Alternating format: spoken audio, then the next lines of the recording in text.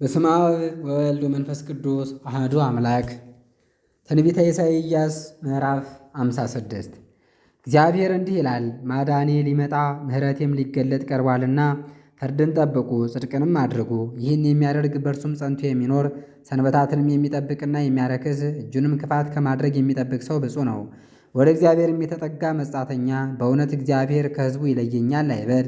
ጃንደረባም እነሆ እኔ እንደደረቀ ዛፍ ነኝ አይበል።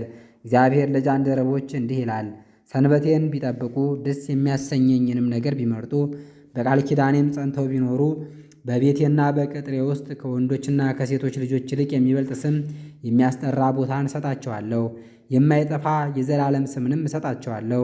ከሌላም ሕዝብ ወደ እግዚአብሔር የተመለሱትን ለእርሱም ባሪያዎች የሆኑትን የእግዚአብሔርንም ስም የወደዱትን ወንዶችና ሴቶች ባሪያዎቹ የሆኑትን ሰንበታቴን የሚጠብቁትንና የማያረክሱትን በቃል ኪዳኔም ጸንተው የሚኖሩትን ሁሉ ወደ ተቀደሰ ተራራዬ አመጣቸዋለሁ።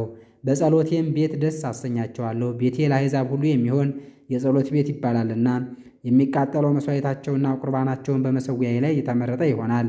ከእስራኤል የተበተኑትን የሚሰበስብ ጌታ እግዚአብሔር ወደ ተሰበሰቡት ሌሎችን እሰበስብለታለሁ ይላል። እናንተ የምድረ በዳ አራዊት ሁሉ ኑ፣ እናንተ የዱር አራዊት ሁሉ ብሉ። ሁሉም ዕውራን እንደሆኑ ኑና እዩ። ሁሉ ያለ እውቀት ናቸው። ሁሉም ዲዳ የሆኑ ውሾች ናቸው። ይጮኹም ዘንድ አይችሉም። በመኝታቸውም ሕልምን ያልማሉ፣ ማንቀላፋትንም ይወዳሉ። ሁሉም ከቶ የማይጠግቡ የረከሱ ውሾች ናቸው። እነርሱም ያስተውሉ ዘንድ የማይችሉ ክፉዎች ናቸው።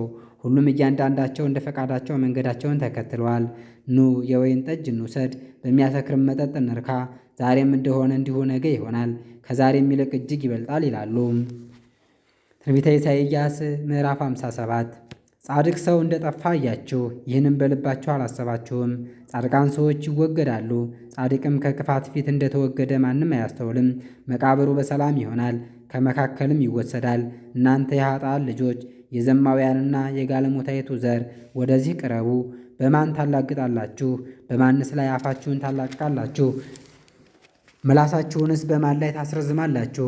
እናንተ በለመለመ ዛፍ ሁሉ በታች በጣዖት ደስ የምትሰኙ፣ እናንተ በሸለቆዎች ውስጥ በዓለትም ሰንጣቂዎች በታች ልጆቻችሁን የምትሰዉ፣ እናንተ የጥፋት ልጆችና የአመፀኞች ዘሮች አይደላችሁምን? በሸለቆ ውስጥ ያሉ የለዘቡ ድንጋዮች እድል ፋንታሽ ናቸው፣ እነርሱም ዕጣሽ ናቸው። ለእነርሱም የመጠጥ ቁርባን አፍስሰሻል፣ የእህልንም ቁርባን አቅርበሻል። እንግዲህ በዚህ ነገር አልቆጣምን?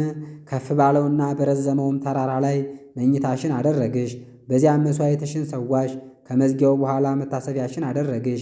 እኔን ብትተይ የሚጠቅምሽ መሰለሽን? ከእኔም ይልቅ ከአንቺ ጋር የሚተኙትን መረጥሽ፣ ዝሙትሽን ከእነርሱ ጋር አበዛሽ። ከአንቺ የራቁ ብዙዎችንም ተጎዳኘሽ፣ መልእክተኞችሽንም ወደ ሩቅ ላክሽ፣ ከእነርሱም ጋር ተወገድሽ፣ እስከ ሲኦልም ድረስ ተዋረድሽ። በመንገድሽም ብዛት ደከምሽ። ዳግመኛም ጉልበት እያለኝ ከእንግዲህ ወዲህ ይህን መንገድ አልተውም አላልሽም። ይህንም ስላደረግሽ አላፈርሽም።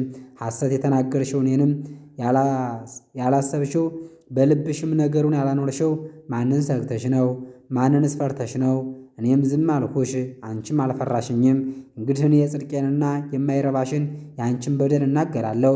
በችግርሽ ቀን በጮሽ ጊዜ እስኪ ይታደጉሽ። እነሆ አውሎ ይወስዳቸዋል፣ ነፋስም ሁሉን ያስወግዳቸዋል። ወደ እኔ የሚጠጉ ግን ምድሪቱን ይገዛሉ፣ የተቀደሰውን ተራራዬንም ይወርሳሉ። እርሱም በፊቱ መንገድን ጥረጉ፣ ከሕዝቤም መንገድን እንቅፋትን አስወግዱ ይላል። ለዘላለም በአርያም የሚኖር ስሙም ቅዱሰ ቅዱሳን የሆነ በቅዱሳን አድሮ የሚኖር ለተዋረዱት ትዕግሥትን የሚሰጥ ልባቸውም ለተቀጠቀጠ ሕይወትን የሚሰጥ ልዑል እግዚአብሔር እንዲህ ይላል፣ መንፈስ ከእኔ ይወጣልና የሁሉንም ነፋስ ፈጥሬአለሁና ለዘላለም አልቀስፋችሁም፣ ሁልጊዜም አልቆጣችሁም።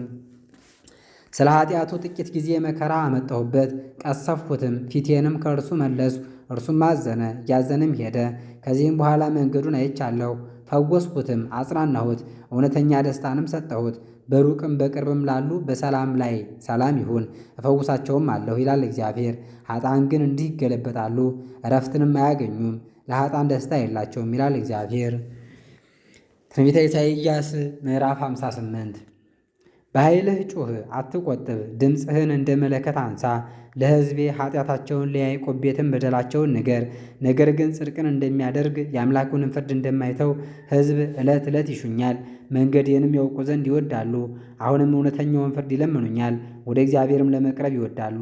ስለምን ጾምን? አንተም አልተመለከትኸንም። ሰውነታችንንስ ስለምን አዋረድን? አንተም አላወቅከንም ይላሉ። እነሆ በጾማችሁ ቀን ፈቃዳችሁን ታደርጋላችሁ፣ ሠራተኞቻችሁንም ሁሉ ታስጨንቃላችሁ። እነሆ ለጠብና ለክርክር ትጾማላችሁ፣ ድሃውንም በጡጫ ትማታላችሁ። በምትጮኹበት ጊዜ ድምፃችሁ እንዲሰማ ለእኔ ትጾማላችሁን? ድምፃችሁንም ወደ ላይ ታሰሙ ዘንድ ዛሬ እንደምትጾሙት አትጾሙም። እኔ ይህን ጾም የመረጥኩ አይደለሁም። እንደዚችም ባለች ቀን ሰው ራስን ቢያሳዝን አንገቱንም እንደ ቀለበት ቢያቀጥን ማቅ ለብሶ በአመድ ላይ ቢተኛም ይህ ጾም በእግዚአብሔር ዘንድ የተመረጠ አይደለም። ይህን ጾም የመረጥኩ አይደለም ይላል እግዚአብሔር። ነገር ግን የበደልን እስራት ፍታ፣ ጠማማውን ሁሉ አቅና፣ የተጨነቀውንም ሁሉ አድን። የዓመፃ ደብዳቤንም ተው፣ ለተራበውም እንጀራህን አጥግበው። ድሆችን ወደ ቤት አስገብተህ አሳድራቸው፣ የተራቆተውንም ብታይ አልብሰው። ከሥጋ ዘመድህ አትሸሸግ። ያን ጊዜ ብርሃንህ እንደ ንጋት ይበራል፣ ፈውስህም ፈጥኖ ይወጣል፣ ጽድቅህም በፊትህ ይሄዳል፣ የእግዚአብሔርም ክብር ይጋርድሃል። ያን ጊዜ ትጠራለህ፣ እግዚአብሔርም ይሰማሃል፣ ትጮኻለህ፣ እርሱም እነሆኝ ይልሃል። የዓመፅ እስራትን ከመካከልህ ብታርቅ፣ ጣትህንም መጥቀስ ማንጎራጎርንም ብትተው፣ ከምግብም ለተራበ ብታካፍል፣ የተራበች ሰውነትንም ብታጠግብ፣ ያን ጊዜ ብርሃንህ በጨለማ ይወጣል፣ ጨለማህም እንደ ቀትር ይሆናል። እግዚአብሔርም ሁል ጊዜ ከአንተ ጋር ይኖራል፣ እንደ ነፍስህም ፍላጎት ያጠግብሃል፣ አጥንትህንም ያለመልማል። አንተም እንደሚጠጣ ገነት፣ ውኃውም እንደማያቋርጥ ምንጭ ትሆናለህ። ከድሮ ዘመን የፈረሱት ስፍራዎች ይሠራሉ፣ መሠረትህም ለልጅ ልጅ ዘመን ይሆናል። አንተም ሰባራውን ጠጋኝ የመኖሪያ መንገድንም አዳሽ ትባላለህ። ፈቃድህን በተቀደሰው ቀኔ ከማድረግ እግርህን ከሰንበት ብትመልስ፣ ሰንበትንም ደስታ ለእግዚአብሔርም የተቀደሰ ብታደርገው፣ ክፉ ሥራን ለመሥራት እግርህን ባታነሳ፣ በአፍህም ክፉ ነገርን ባትናገር፣ በዚያን ጊዜ በእግዚአብሔር ትታመናለህ፣ በምድርም በረከት ላይ ያወጣሃል፣ የአባቴ የያዕቆብንም ርስት ይመግብሃል። የእግዚአብሔር አፍ እንደዚህ ተናግሯልና።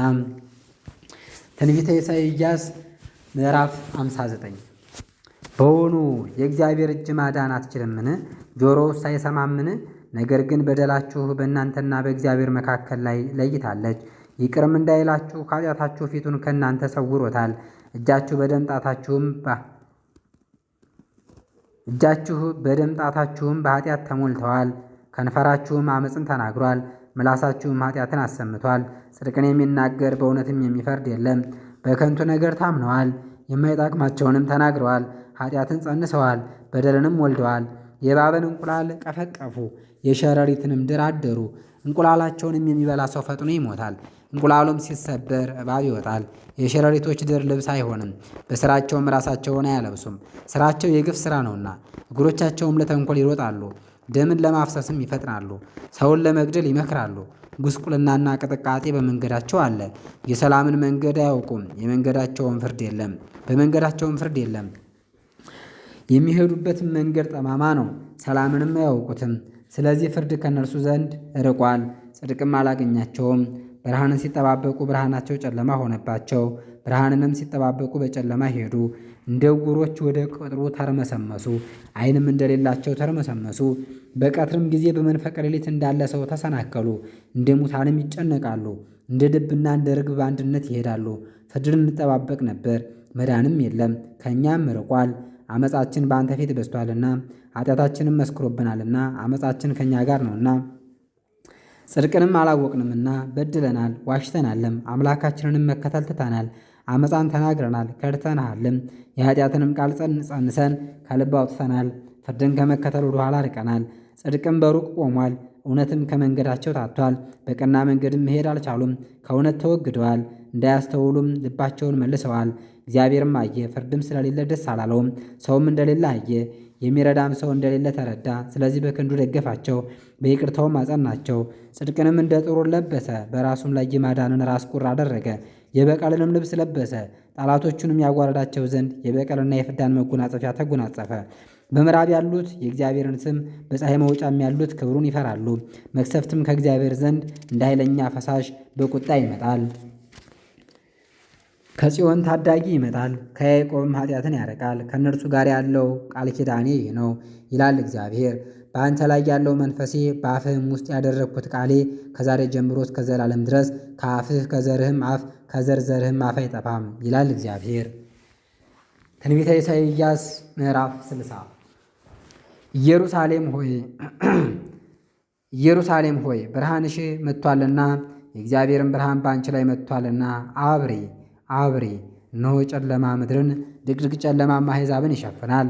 ነገር ግን በአንቺ ላይ እግዚአብሔር ይገለጣል፣ ክብሩም በአንቺ ላይ ይታያል። ነገሥታት በብርሃንሽ አሕዛብን በጸዳልሽ ይሄዳሉ። ዓይኖችሽን አንስተሽ በዙሪያሽ ተመልከቺ፣ ልጆችሽም እንደተሰበሰቡ እነሆ እይ። ወንዶች ልጆችሽ ከሩቅ ይመጣሉ፣ ሴቶች ልጆችሽንም በጫንቃ ላይ ይሸከሟቸዋል። በዚያ ጊዜ አይተሽ ትፈሪያለሽ።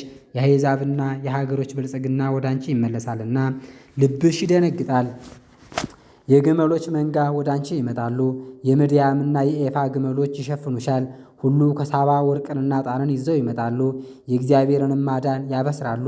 የቄዳር በጎች ሁሉ ወደ አንቺ ይሰበሰባሉ፣ የነባዮትም አውራ በጎች ወደ አንቺ ይመጣሉ። በመሠዊያዬ ላይም የተመረጠው መሥዋዕት ይቀርባል፣ የጸሎቴ ቤትም ይከብራል። እንደ ደመና ከጫጩቶቿ ጋር ወደ መስኮቷ እንደምትገባ ርግብም የሚበሩ እነዚህ እነማን ናቸው? ደሴቶች እኔን ተስፋ ያደርጋሉ፣ የተርሴስም መርከቦች አስቀድመው ይመጣሉ። ልጆችሽ ስለ ከበረው ስለ እስራኤል ቅዱስ ስለ እግዚአብሔር ስም ወርቅና ብር ይዘው ከሩቅ አገር ይመጣሉ። በቁጣዬ ቀስፌ በይቅርታዬ አቅርቤሻለሁና መጻተኞች ቅጥርሽን ይሠራሉ፣ ነገሥታቶቻቸውን በፊትሽ ይቆማሉ። በሮችሽም ሁልጊዜ ይከፈታሉ። ሰዎች የአሕዛብን ብልጽግና የተማረኩትንም ነገሥታቶቻቸውን ወደ አንቺ ያመጡ ዘንድ ሌሊትና ቀን አይዘጉም። ለአንቺም የማይገዙ ነገሥታት ይሞታሉ፣ እነዚያም አሕዛብ አይገዙም ነው ላይኛው። እነዚያም አሕዛብ ፈጽመው ይጠፋሉ። የመቅደሴንም ስፍራ ያከብሩ ዘንድ የሊባኖስ ክብር ጥዱና አስታው ባርሰነቱም ወደ አንቺ ይመጣሉ። የአስጨናቂዎችሽም ልጆች እየተንቀጠቀጡ ወደ አንቺ ይመጣሉ። የናቁሽም ሁሉ ወደ እግርሽ ጫማ ይሰግዳሉ። የእስራኤል ቅዱስ የእግዚአብሔር ከተማ ጽዮን ተብለሽም ትጠሪያለሽ። የተተውሽና የተጠላሽ ሆነሻልና የሚረዳሽ አጣሽ። ነገር ግን የዘላለም ደስታን ለልጅ ልጅ እሰጥሻለሁ። የአሕዛብንም ወተት ትጠጫለሽ፣ የነገሥታትንም ብልጽግና ትበያለሽ። እኔም እግዚአብሔር የእስራኤል ቅዱስ መድኃኒትሽና ታዳጊሽ እንደሆንኩ ታውቂያለሽ። በናስ ፋንታ ወርቅን፣ በብረትም ፋንታ ብርን፣ በእንጨትም ፋንታ ናስን፣ በድንጋይም ፋንታ ብረትን እሰጥሻለሁ። ለአለቆችሽም ሰላምን፣ ለመኳንንትሽም ፍርድን አደርጋለሁ። እንግዲህ በምድርሽ ውስጥ ግፍ በዳርቻሽም ውስጥ ጉስቁልናና ቅጥቃጤ አይሰማም። ቅጥሮችሽ ድህነት ይባላሉ፣ በሮችሽም በጥርብ ድንጋይ ይሰራሉ። ፀሐይ በቀን የሚያበራልሽ አይደለም፣ በሌሊትም ጨረቃ የሚወጣልሽ አይደለም። ለአንቺስ እግዚአብሔር የዘላለም ብርሃንሽ አምላክሽም ክብርሽ ይሆናል። እግዚአብሔር የዘላለም ብርሃንሽ ይሆናልና የልቅሶሽም ወራት ያልፋልና። ፀሐይሽ ከዚህ በኋላ አትጠልቅም፣ ጨረቃሽም አይቋረጥም። ሕዝብሽ ሁሉ ጻድቃን ይሆናሉ፣ ምድርንም ለዘላለም ይወርሳሉ። እርሱንም ለማመስገን የእጆቹን ሥራ ይጠብቃሉ። ታናሹ ሺህ የሁሉም ታናሽ ታላቅ ሕዝብ ይሆናል። እኔ እግዚአብሔር በዘመናቸው ሁሉ እሰበስባቸዋለሁ። ምዕራፍ 61 ይቀጥላል። ረድኤተ እግዚአብሔር አይለየን።